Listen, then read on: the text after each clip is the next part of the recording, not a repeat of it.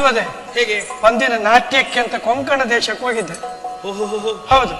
ಅಲ್ಲಿ ಹೋದಾಗ 2 ಜನ, ಒಬ್ಬ ಸಾಲ ಕೊಟ್ಟವ, ಒಬ್ಬ ಸಾಲ ತಕೊಂಡವ. ಸರಿ. ಇಬ್ಬರು ಮಾತಾಡ್ತಾ ಇದ್ದಾರೆ. ಇವ ಅವನ ಹತ್ರ ಕೇಳುದು, ಏನು? ತು ಮೇಲ್ ಪೈಸೆ ದಿತ್ಕೀನ ಅಂದ. ಅವ ದಿತ್ತ ಅಂದ. ತಷ್ಟೆಲ್ಲ ದಿ ಮಳ ಕೊಡು ಅಂತ ಹೇಳಿದ. 10 ದಿನ ಮಳ.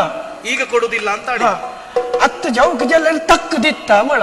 ಯಾವಾಗ ಕೊಡ್ತಿ? ತಕ್ಕ ದಿನಕ್ಕ ಮನಸಂಗ್ಲ.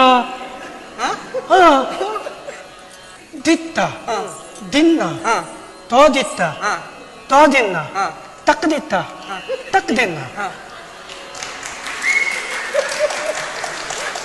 ಇವರ ಈ ಅಭಿನಯ ಮತ್ತೆ ಅದನ್ನು ನೋಡಿಕೊಂಡು ಹಾಗೇ ಮುಂದೆ ಬರ್ತಾ ಇದ್ದೆ. ಹಾಗೇ ಮುಂದೆ ಬರುವಾಗ ಅವರು ಕೊಂಕಣ ದೇಶದವರ 2 ಜನ, ಅಣ್ಣ ತಮ್ಮ.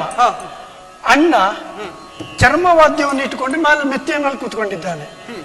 ತಮ್ಮ ಇಲ್ಲಿ ವ್ಯಾಪಾರ ಮಾಡ್ತಾನೆ. ಅಣ್ಣನಿಗೆ ಯಾರ್ಯಾರಿಗೆ ಕೊಡಬಹುದು ಅಂತ ಗೊತ್ತುಂಟು. ಸಾಲ ಯಾರಿಗೆ ಕೊಡಬಹುದು, ಯಾರಿಗೆ ಕೊಡಬಾರ್ದು. ಅವ ಒಬ್ಬ ಬಂದು ಸಾಲ ಕೇಳಿದ ಕುಣಿಯುವ ಧೀ ಅಂತ ಇಲ್ಲಿ ಧೀ ಕೊಡು.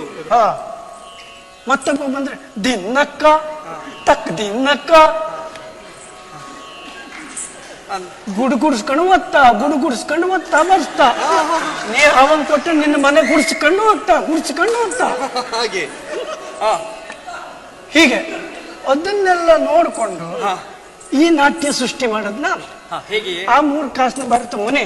ಈಗ ನೋಡು, ದಿತ್ತ ದಿನ್ನ ತ ದಿತ್ತ ತಕ್ ದಿನ್ನಕ್ಕ. ಹೀಗೆ ಇದನ್ನೆಲ್ಲ ತಕ್ಕೊಂಡು ಅದನ್ನ ಸೃಷ್ಟಿ ಮಾಡಿದ್ನ. ಅವ ಹೆಸರು ಮಾಡ್ಕೊಂಡು ಹೋದ ಬಿಡು. ಆಗ್ಲಿ, ಅದರಿಂದ ನಮ್ಗೇನಾಗ್ತದೆ?